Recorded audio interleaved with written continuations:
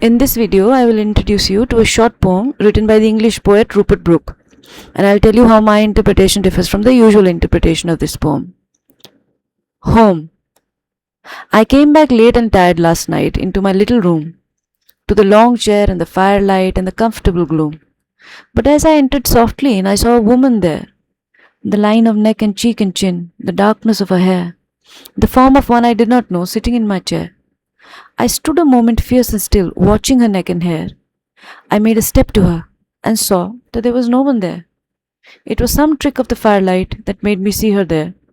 It was a chance of shade and light and the cushion in the chair. Oh, all you happy over the earth, that night, how could I sleep? I lay and watched the lonely gloom, and watched the moonlight creep from wall to basin round the room. All night I could not sleep.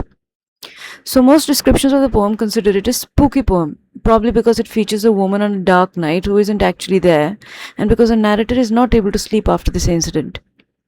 But notice the narrator's initial reaction to her. He talks about the line of neck and cheek and chin, which sounds more like an admiring look rather than a fearful one. And after standing still for a moment, he says, I made a step to her. He doesn't step away from her in fear. Rather, he steps towards her with curiosity. And then when he cannot sleep at night, he laments how so many others in the world are happy, implying that he is unhappy, not scared, unhappy.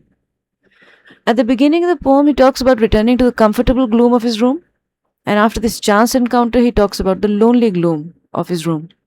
Here too it appears that sadness is the main emotion, not fear.